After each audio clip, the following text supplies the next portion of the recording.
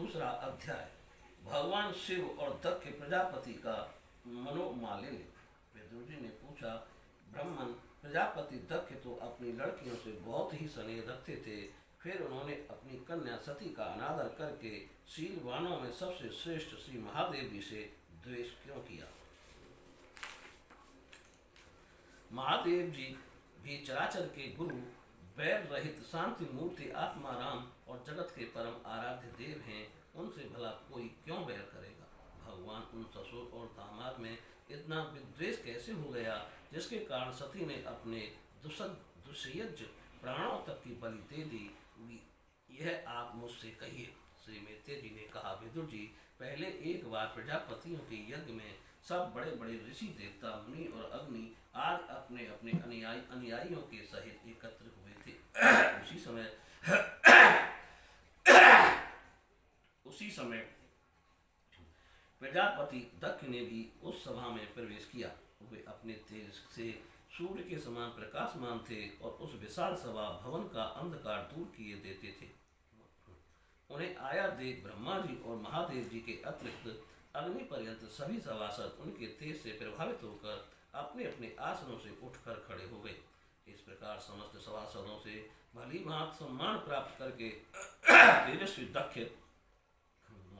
जगत पिता ब्रह्मा जी को प्रणाम कर उनकी आज्ञा से अपने आसन पर बैठ गए, परंतु महादेव जी को पहले ही बैठा देख तथा उनसे अभ्युत्थानादि के रूप में कुछ भी आदर न पाकर दक्ष उनका ये व्यवहार सहन न कर सके।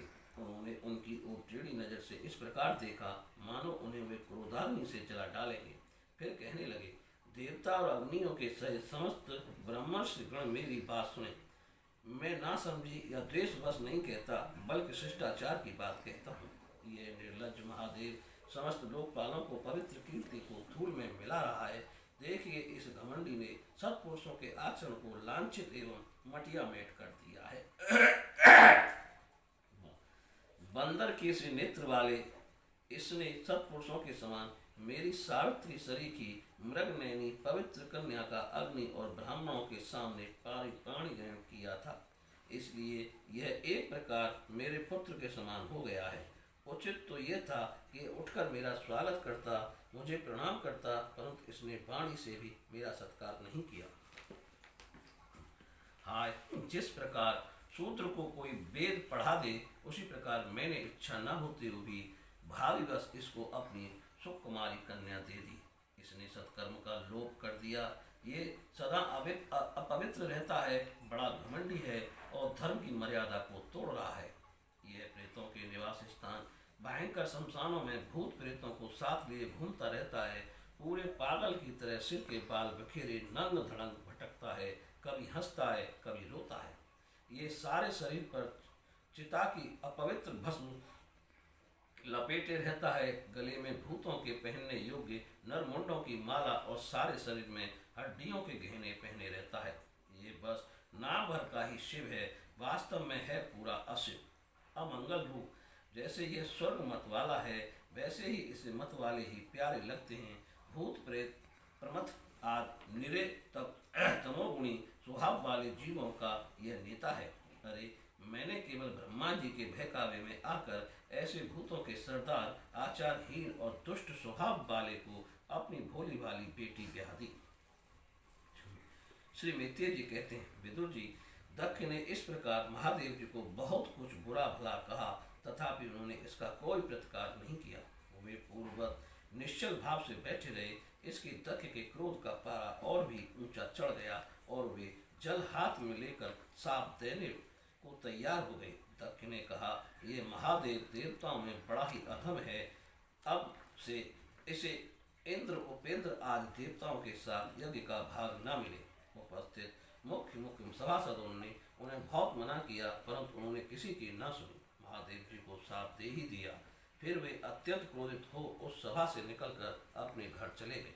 जब श्री शंकर जी के अनुयायियों में अग्रण्य नंदीश्वर को मालूम हुआ कि दक्ष ने साथ दिया है, तो वे क्रोध से तमतमा उठे और उन्होंने दक्ष तथा उन ब्राह्मणों को जिन्होंने दक्ष के दुर्वचनों का अनुमोदन किया था, बड़ा भयंकर साथ दिया।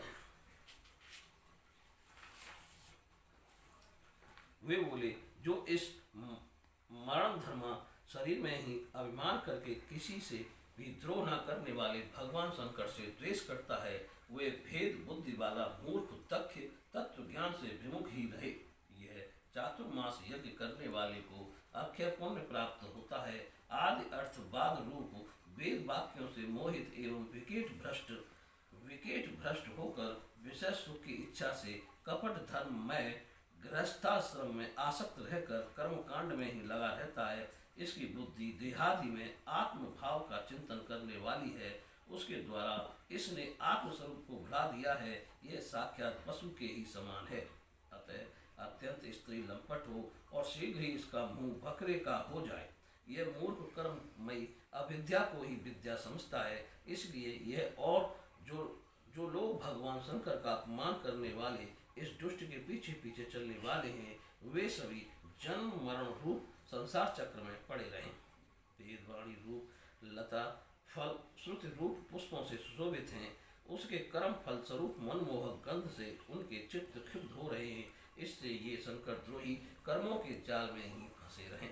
ये ब्राह्मण लोग भक्ष्याभक्ष्य के विचार को छोड़कर केवल पेट पालने के लिए ही विद्या तप और प्रतादि का आश्रय लें तथा धन शरीर और इंद्रियों के सुख को ही सुख मानकर इन्होंने गुलाम बनकर दुनिया में भीख मांगते भटका करें।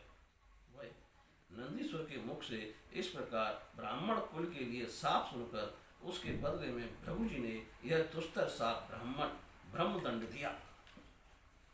जो लोग शिव भक्त हैं तथा जो उन भक्तों के अनुयायी हैं, वे सब शास्त्रों के विरुद्ध आचरण करने वाले और पाखंडी हों। जो लोग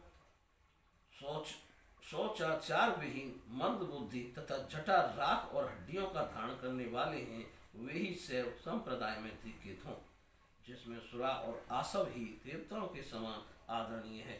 अरे तुम लोग जो धर्म मर्यादा के संस्थापक एवं वर्णाश्रमियों के रक्षक वेद और ब्राह्मणों की निंदा करते हो, इनसे मालूम होता है तुमने पाखंड का आश्रय ले रखा है।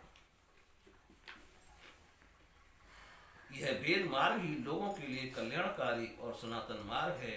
पूर्व पुरुष इसी पर चलते आए हैं और इसके मूल साक्षात श्री विष्णु भगवान हैं। तुम लोग सब पुरुषों के परम पवित्र और सनातन मार्ग स्वरूप वेद की निंदा करते हो, इसलिए उस पाखंड मार्ग में जाओ जिसमें भूतों के सरदार तुम्हारे इष्ट देव निवास करते हैं। श्री मैत्रेय जी कहते हैं, विदुर जी, भृगु ऋषि के इस प्रकार साप देने पर भगवान शंकर कुछ खिन्न से हो वहां से अपने अनुयायियों से चल दिए।